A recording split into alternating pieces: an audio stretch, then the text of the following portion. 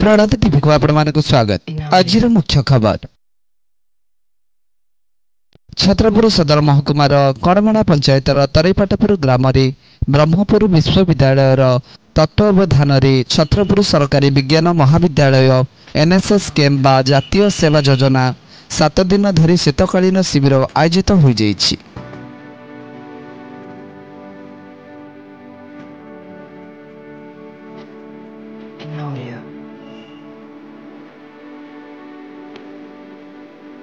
एथिरे मुख्य अधिकारी लंबोदर नायक और +3 प्राय 50 जन छात्र छात्री एथिरे अंशग्रहण करथिले।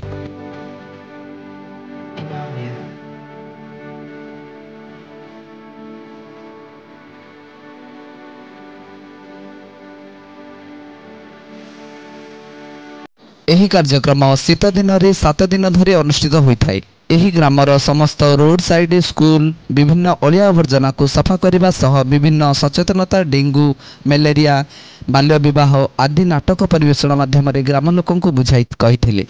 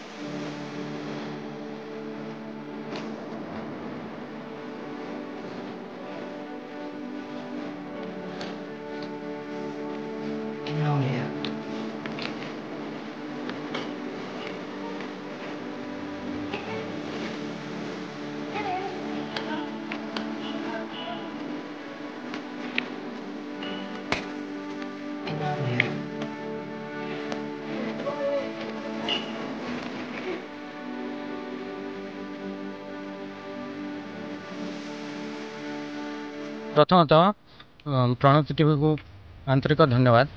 मु लंबोदर नायक सरकारी विज्ञान महाविद्यालय छत्रपुर एनएसएस अधिकारी ब्रह्मपुर विश्वविद्यालय तत्वावधान क्रमे छत्रपुर महाविद्यालय 7 दिन धरी शीतकालीन शिविर अनुष्ठित करुछि। आज को चतुर्थ दिन। यही चतुर्थ दिन विद्यालय 50टी आमर भलंटियर बा स्वेच्छासेवी यही ग्राम को तरेपाटपुर ग्राम को आसछंती। आउ तरेपाटपुर ग्रामर विभिन्न कण अनुकरण जाई सफा सुतरा सब कार्यक्रम करछंती। आउ तापरे से तरेपाटपुर मध्य सचेतनता प्रदान पूर्वक छोट नाटक मध्य तांको आगरे निभेबे। आउ एई कार्यक्रमटी आमर 31 तारिख डिसेम्बर रे शेष होबाकू जाउछि। कौन कहवाई चाहते आज जो ये कार्यक्रम रही कौन कहवाई?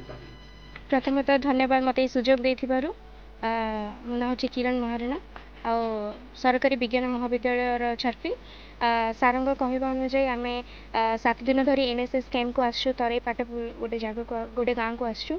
सेठी आम देखा मिलूँ जे କିପରି ଭାବରେ ଏ ଗ୍ରାମରେ ସବୁ ଅଳିଆ ଅଛି ତାକୁ ଆମେ ସଫା କରୁଛୁ ଏବଂ ଲୋକ 50 ଜଣ ସ୍ୱେଚ୍ଛାସେବୀଙ୍କୁ ନେଇ ଚାରୋଟି ଭାଗରେ ବିଭକ୍ତ କରାଯାଇଛି ଏବଂ ସେଇ 4ଟି ଗ୍ରୁପକୁ ଗୋଟେ ଗୋଟେ ସାହିକୁ ପଠାଯାଏ ଯାଇକି ସେଠି ସେମାନଙ୍କୁ ପଚରାଯାଏ ଯେ ତୁମର କ'ଣ ପ୍ରୋବ୍ଲେମ୍ ହେଉଛି। ଆମେ ସେମାନଙ୍କୁ ଯାଇକି ସଜାଗ କରୁଛୁ ଯେ କରୋନାକୁ ତୃତୀୟ ଲହର ଆସିଲାଣି ଯେହେତୁ କରୋନାକୁ କିଭଳି ଭାବରେ ସଜାଗ ରହିବେ ଆପଣମାନେ ଆଉ ଡେଙ୍ଗୁ ହେଉ ମ୍ୟାଲେରିଆ ହେଉ ପ୍ରତ୍ୟେକଟି ରୋଗକୁ ଆପଣ କିପରି ଭାବରେ ସଜାଗ ରହିକି ସବୁକିଛି କରିପାରିବେ ଆଉ ଫୁଟା ପାଣି ପିଇବାକୁ ସମସ୍ତଙ୍କୁ କହୁଛୁ ଆଉ ନିଜର ଯତ୍ନ ରଖିବାକୁ କହୁଛୁ ଆଉ ଗାଁକୁ ପରିଷ୍କାର ରଖୁଛୁ ଆଉ ଏହା ଡିସେମ୍ବର 31ରେ ସମାପ୍ତ ହୋଇଯିବ। ଧନ୍ୟବାଦ। କ'ଣ କହିବା ପାଇଁ ଚାହାନ୍ତି ଯେଉଁଟାକି ଆଜିର ଯେଉଁ ଏ କାର୍ଯ୍ୟକ୍ରମ ଚାଲିଛି ଏ କାର୍ଯ୍ୟକ୍ରମ ଉପରେ ଆଉ କ'ଣ କହିବା ପାଇଁ ଚାହାନ୍ତି? ଦେଖନ୍ତୁ ପ୍ରଥମେ ତ ପ୍ରଣତ ଟିଭିଙ୍କୁ ମୋର ଧନ୍ୟବାଦ। ଆମେ ଆସୁଛୁ ଏଠିକି 7 ଦିନ ପାଇଁ NSS କ୍ୟାମ୍ପ କରିବାକୁ ଯାହା ଜାତୀୟ ଜନସେବା ସ୍ତର ଠିକ୍ ଅଛି। ତ 7 ଦିନ ଭିତରେ ଆମେ ଏ ଗାଁରେ ପରିଷ୍କାର କରିବୁ କିଛି ଏପରି ଜାଗା ଯେଉଁଠି ଯାହା ଅସନା ଆବର୍ଜନା ହେଇ ରହିଛି ସେ ଗାଁକୁ ସଫା କରିବୁ ଏବଂ ଲୋକମାନଙ୍କୁ ସଚେତନ କରାଇବୁ କରୋନା ପ୍ରତି ବାଲ୍ୟ ବିବାହ ପ୍ରତି ଯଥା ବାଲ୍ୟ ବିବାହ ଛୋଟ ଛୋଟ ପିଲାମାନଙ୍କୁ ମଧ୍ୟ ବିବାହ କରିଦେଉଛନ୍ତି ସେଥିପାଇଁ ସଚେତନ କରିବୁ। ଆଉ ଏହି ସ୍ତରଟିରେ ଆମେ ବହୁତ କିଛି ଶିଖିବାକୁ ମଧ୍ୟ ପାଇଲୁଣି ନିଜେ ପରିଷ୍କାର ରହିବା ଗାଁ ମାନଙ୍କୁ ସମସ୍ତେ ପରିଷ୍କାର ରଖିବା ଆଉ ଏହି ସ୍ୱଚ୍ଛତା ଏଇଟି ଆମର 31 ତାରିଖ ଦିନ ଶେଷ ହେବ ଠିକ୍ ଅଛି। ତ ଗାଁ ଲୋକମାନଙ୍କୁ ବି ଆମେ ସଚେତନ ଠିକ୍ ଭାବରେ କରାଇ ପାରିବୁ ବୋଲି ଆମର ଆଶା।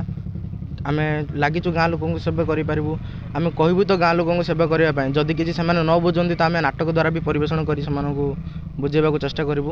ଆମ ତରଫରୁ ଆମେ ଚେଷ୍ଟା କରିବୁ ଯେ ସେମାନଙ୍କୁ ଠିକ୍ ତରଫରେ ବୁଝାଇ ପାରିବୁ କରୋନା ପ୍ରତି ବାଲ୍ୟ ବିବାହ ପ୍ରତି ଡେଙ୍ଗୁ ମ୍ୟାଲେରିଆ ଯାହା ବି ଏତିକି ସଚେତନ କରୁଛୁ।